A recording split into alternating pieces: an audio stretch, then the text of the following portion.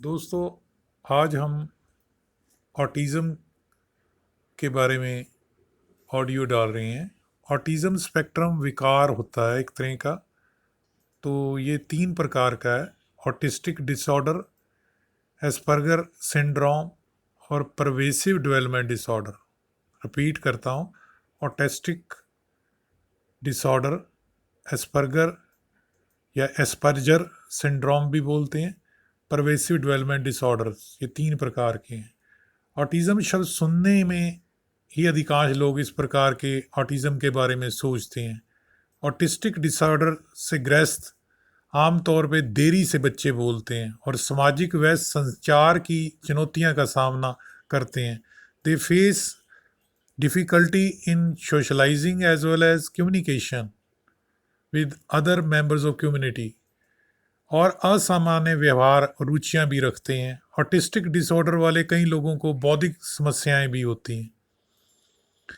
और Asperger syndrome में ग्रस्त लोगों को आमतौर पर ऑटिस्टिक डिसऑर्डर के कुछ लक्षण होते हैं।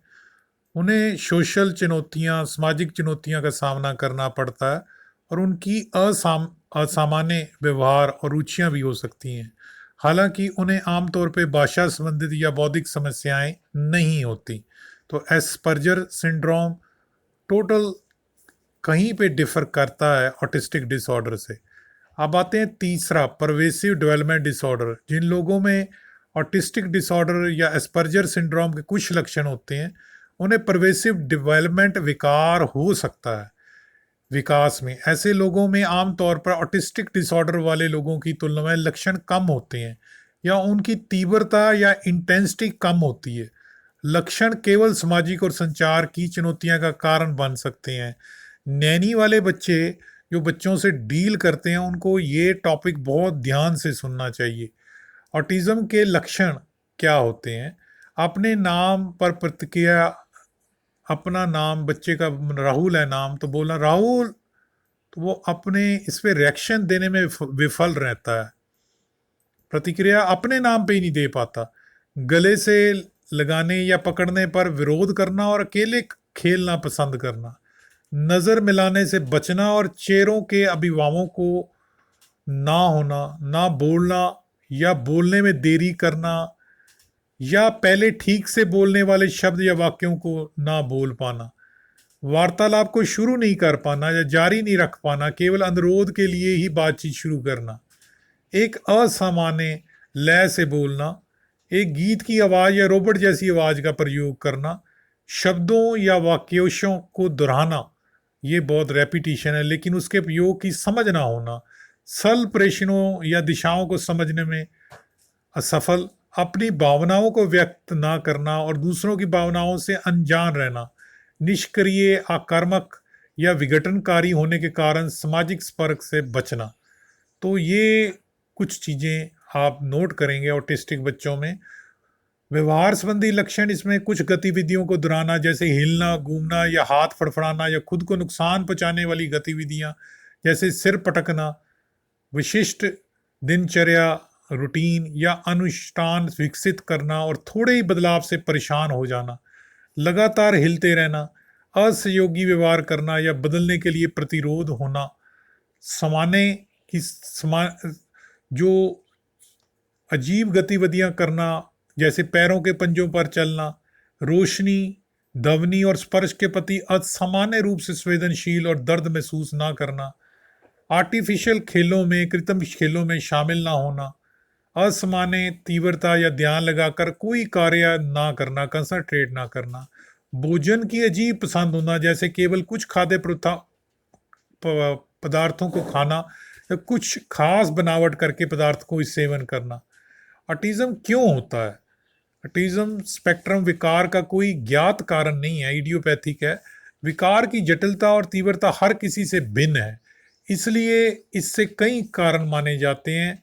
आनुवंशिकी और पर्यावरण कारण दोनों ही ऑटिज्म में एक महत्वपूर्ण, यानी कि जेनेटिक्स या जेनिटल कारण या इन्वायरमेंट कारण भी होते हैं इसमें। ऑटिज्म के जोखिम कारक क्या हैं? ऑटिज्म स्पेक्ट्रम विकार सभी जातियों और राष्ट्रीयों के बच्चों को प्रभावित करता है, लेकिन कुछ कारक इसके जोखिम को बढ़ाते हैं। जैसे लिंग, लड़कियों के मुकाबले लड़कों को ऑटिज्म होने की संभावना 4 गुना ज़्यादा होती है। परिवार का इतिहास, अगर एक परिवार में कोई बच्चा ऑटिज्म से ग्रस्त है तो दूसरे बच्चे को भी इस ग्रस्त होने का अधिक खतरा होता है। कुछ मेडिकल समस्याओं वाले बच्चों को ऑटिज्म होने के जोखिम अधिक होता है। समय से पहले पैदा हुए बच्चे, 26 सप्ताह से पहले पैदा हुए बच्चों को ऑटिज्म होने का ज़्यादा खतरा हो सकता है। माता पिता की आयु, ज़्यादा उम्र के माता पिता के हुए बच्चे को ऑटिज्म होने की संभावना हो सकती है, लेकिन अभी इसी विषय पर रिसर्च जारी है। Prevention of autism in Hindi, autism होने से रोका नहीं जा सकता, लेकिन आप कुछ जोखिम को कम कर सकते हैं यदि आप निम्नलिखित जीवन शैली के परिवर्तनों को प्रयास करते हैं। स्वस्थ रहें, नियमित जांच करवाएं, अच्छी तरह संतुलित भोजन और व्यायाम करें, सुनिश्चित करें कि आपकी अच्छी जन्म पूर्व देखभाल हुई, सभी सुझाए गए विटामिन पूरक आहार लें, वैक्सीनेशन करें, गर्भ अवस्था के दौरान दवाएं ना लें, प्रेगनेंसी में किसी प्रकार की दवा लेने से अपने डॉक्टर से पूछें, खासकर दौरे को रोकने, जो सीजर पड़ते हैं उनको रोकने वाली दवाएं। शराब बिल्कुल ना लें, सिगरेट नोशी बिल्कुल ना करें। प्रेग्नेंट अवस्था में, गर्भ अवस्था में मौजूदा स्वास्थ्य समस्याओं के लिए उपचार लें। यदि आपको सीलियक डिजीज़ है पेट का, PKU फिनाइल कीटोनूरिया है, इसे कंट्रोल में रखने के लिए अपने डॉक्टर की सलाह का पालन करें। टीका लगवाएं, सुनिश्चित करें कि गर्भवती होने से पहले कोई जर्मन मीजल जैसे रुबेला का टीका लगाया है, क्योंकि ये रुबेला संबंधित ऑटिज्म को रोक सकता है।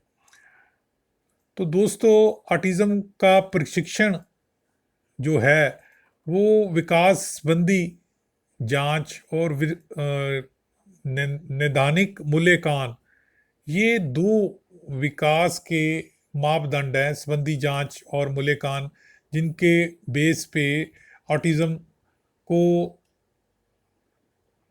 डायग्नोज किया जाता है। तो इसके बेस पे, तो दोस्तों, इसमें कॉम्प्लिकेशन क्या आती हैं ऑटिज्म में?